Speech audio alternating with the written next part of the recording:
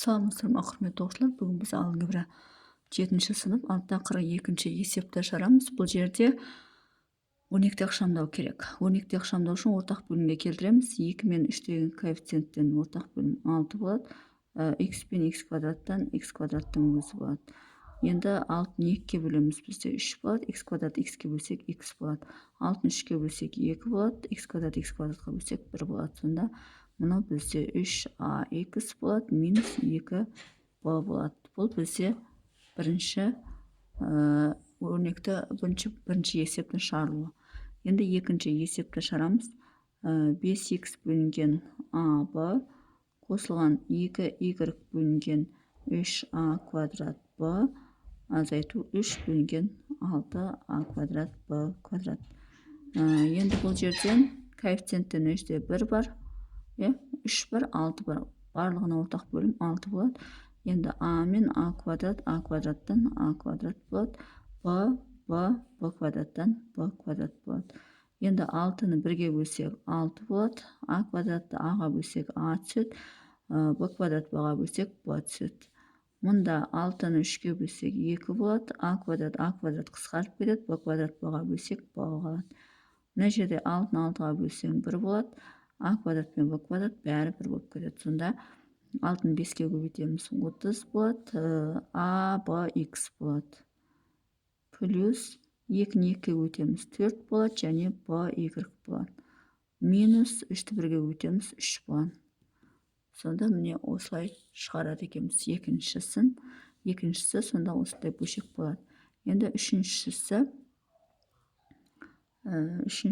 бізде 3x бөлінген 4a квадрат b осы 5x бөлінген 2ab квадрат минус 7 бөлінген 6a квадрат b. Енді осы жерден 4, 2, 6-дан ортақ бөлім 24 болады. a квадрат, a квадраттан a квадрат болады. b квадраттан b квадрат болады. Міне 24-ті 4-ке бөлсек 6 болады. a квадратқа бөлсек 1 болады. b квадрат b-ға бөлсек b болады. 24-ті 2-ке бөлсек 12 болады. a квадрат a-ға бөлсек a болады. Мына жерде 24-ті 6-ға бөлсек 4 болады. b квадрат b-ға бөлсек b болады. Сонда 6-ны 3-ке көбейтеміз, 18 болады, bx болады. Қосу 12-ні 5-ке көбейтеміз, 60 болады, ax болады. Минус 4-ті 7-ге көбейтсек 28 болады. Сонда міне осылай шығады екен, минус 28 болады. Бұл үшіншісі. Енді төртіншісін шығарамыз. Төртіншісі бізде 5a бөлінген 6b квадрат с минус 7b бөлінген 12ac квадрат плюс 11c бөлінген 18a квадрат b тең. Енді 6, 12, 18 ортақ бөлім 36 деп алайық. Барлығы 36-ға бөлінеді барлығы. b квадрат b-дан біз b квадратты аламыз. a квадратты аламыз, өйткені a-ның квадраты бар, және c квадратты аламыз. Сонда ортақ бөлім 36, b квадрат, a квадрат, c квадрат болады. Енді 36-ны 6-ға бөлсек 6 болады. b квадрат қысқарып кетеді, c квадрат c-ға бөлсек c қалады, және a квадрат болады.